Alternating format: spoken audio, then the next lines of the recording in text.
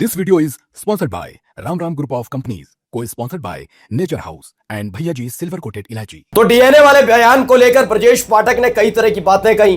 वो बार बार अखिलेश यादव पर हमलावर नजर आ रहे थे, लेकिन ब्रजेश पाठक ने अपने इस बयान के चक्कर में बीजेपी के राष्ट्रीय अध्यक्ष जेपी नड्डा को भी फंसा दिया है। अगर ये खबर आ जाए कि जेपी नड्डा के खिलाफ अदालत से कोई आदेश आ गया या पिछली कुछ दिनों में जो चल रहा है उसकी वजह से ब्रजेश पाठक को लेकर एक बड़ा फैसला दिल्ली से आ जाए, तो हैरान मत होइएगा, क्योंकि एक लंबा चौड़ा खर्रा, कानूनी खर्रा पहुंच गया है जेपी नड्डा तक के पास। जिस मसले को बड़े आसानी से निपटाया जा सकता था, एक ऐसे दौर में जब पूरी बीजेपी, मोदी, शाह, विदेश मंत्री, नड्डा, मतलब सब फंसे हुए हैं, ऐसे में ब्रजेश पाठक ने एक नई मुसीबत मोड़ ले ली है और उस मुसीबत के चलते जेपी नड्डा भी उसके फंदे में फंस गए। कानूनी नोटिस पहुंचा है, मानहानि का ये नोटिस है, समाजवादी पार्टी की तरफ से जेपी नड्डा को पहुंचाया गया है। उन्हें बताया गया है कि ये देख लीजिए, अब तैयार रहिएगा कानूनी लड़ाई लड़ने के लिए। नमस्कार, मैं हूं प्रज्वल गौतम और आप देख रहे हैं खबर चौक। दरअसल आपको पता ही है जेपी नड्डा वाला डीएनए वाला मसला, मैंने पहले भी बताया कि ब्रजेश पाठक चूंकि एक अच्छे वक्ता नहीं है, क्लियर कट बात है, कोई इसमें वैसी दोहराई नहीं। जैसे मैं शिवपाल सिंह यादव के लिए हमेशा कहता हूं, शिवपाल सिंह यादव एक अच्छे वक्ता नहीं है, लेकिन रणनीति अच्छी बना लेते हैं। ऐसे ही रणनीतिकार कितने अच्छे हैं ब्रजेश पाठक, वो मुझे भी नहीं मालूम, लेकिन वक्ता अच्छे नहीं है मालूम है। बहुत अच्छा नहीं बोल पाते ब्रजेश पाठक, जब बोलते हैं तो मतलब सुनने के लिए भी ज्यादा लोग उत्साहित नजर आते हो, शायद ऐसी बात हो। तो ब्रजेश पाठक बहुत बड़े वक्ता के तौर पर नहीं कि खींच लाए भीड़, वैसे हैं। अब उनके पास शब्दों की कमी होगी। जब अच्छे वक्ता आप नहीं है तो किसी ने उनको पकड़ा दिया एक झुंझुना कि आपको जब भी कहा जाए, क्या नाम है इसका, समाजवादी पार्टी के बारे में पूछा था, एक ही बात बोलिए, डीएनए। तो वो डीएनए, वहां हुआ डीएनए, शिवपाल ने कहा डीएनए, अखिलेश ने कहा डीएनए, रामगोपाल यादव ने कहा डीएनए, रामजीलाल सुमन ने कहा तो डीएनए, मतलब डीएनए करे जा रहे थे। जब कोई बात पूछ लो डीएनए, वो कहते डीएनए, वो डीएनए कर रहे थे। समाजवादी पार्टी के आईटी सेल की तरफ से वो डीएनए वाली बात पर एक बात कह दी गई। वो बात अलग है कि मैं अब भी कहता हूं कि वो घोर आपत्तिजनक था, लेकिन उसके बाद अब हुआ क्या है, ताजा मसला कहां से खड़ा हो गया कि एक दिन पहले ही लखनऊ में उत्तर प्रदेश नागरिक परिषद, जिसे दूर दूर तक कोई जानता भी नहीं होगा, वो अपने आप संगठन खड़ा हुआ और संगठन ने खड़े होकर ब्रजेश पाठक के कंधे पर चढ़कर अपने आप को उत्तर प्रदेश में पहचान बनाने की कोशिश की। ये भाई मौका भी बीजेपी के नेताओं ने दिया। अगर ब्रजेश पाठक को अकेला ना छोड़ते तो उत्तर प्रदेश नागरिक परिषद जैसे छुटभैया संगठन ना आ पाते बीच में।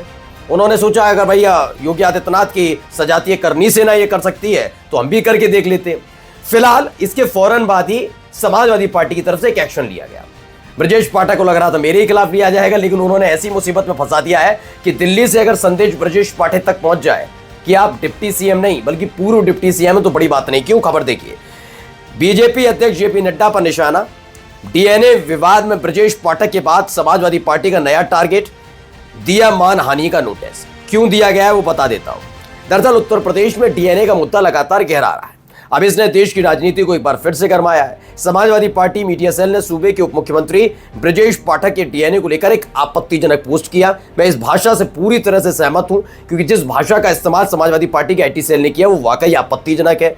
मैं फिर कहता हूं कि ब्रजेश पाठक से लेकर तमाम नेताओं से या फिर बीजेपी के नेताओं को, अखिलेश यादव, उनके परिवार, मतलब राजनीति में जो परिवार है, उनसे आपत्ति हो सकती है विचारधारा से, लेकिन आप अपनी सीमाएं नहीं लगनी चाहिए। इसलिए मैं तो स्पष्ट कहता हूं कि वो मुझे पसंद नहीं। वो बात अलग है कि बीजेपी आईटी सेल के अपने गुर्गों को, गुर्गे शब्द इस्तेमाल कर रहा हूं, को नहीं संभाल पाते। अभी मैंने अरुण यादव वाला दिखाया ही, अभी तक कुछ बोल नहीं पाए। इनके तो बीजेपी के जो खुद के प्रवक्ता अजय आलोक जैसे, वो फर्जीवाड़ा करते हैं, वो गंदगी फैलाते हैं, कूड़ा फैलाते हैं, तो उनके खिलाफ कुछ नहीं बोल पाते। खैर, मुझे उसमें नहीं पढ़ना, क्योंकि बीजेपी की नीति, रीति और संस्कार ही यही है। खैर, मैं भी आपत्तिजनक मानता हूं, अखिलेश यादव ने भी कहा था, लेकिन मैं भी आपत्तिजनक मानता हूं, गंदी शैली थी वो। सपा मीडिया सेल के इस पोस्ट के बाद उत्तर प्रदेश की राजनीति गर्मा गई। सपा का दावा है कि इस डीएनए विवाद की शुरुआत पहले बीजेपी की तरफ से हुई। फिलहाल इस विवाद ने विस्तार रूप ले लिया है। अब हुआ क्या, ब्रजेश पाठक की तरफ से अखिलेश यादव, सपा प्रदेश अध्यक्ष, सपा मीडिया सेल के मुखिया के खिलाफ भी मानहानि का नोटिस भेजा जा चुका है। अब इसमें क्या है, किसने दिया है नोटिस, ये समझना जरूरी है। दरअसल जो समाजवादी पार्टी का अधिवक्ता सभा है, सेल है, अधिवक्ता का मतलब जिसमें वकील है ज्यादातर, उन्होंने अभी एक बहुत जबरदस्त जीत हासिल की। वो जीत क्या थी मैं समझा देता हूं। पहले आपको याद होगा 12 अप्रैल को आगरा में महाराणा सांगा की, जब राणा सांगा की पता होगा जयंती थी, उस दौरान राणा सांगा के बारे में जानकारी नहीं दी गई, गंदगी उगली गई। एक छटांग भर का लड़का था जिसकी खुद की कोई हैसियत ना हो, वो ये बता रहा था कि वो गोली मार देगा अखिलेश यादव। उसे मीडिया ने चलाया, उछल उछल कई करनी सेना की, और जो है सरकार में शामिल लोग हैं उन्हें शर्म नहीं आती, वो लोग भी उसे बता रहे थे वाह वाह क्या बात है, ये है वो है।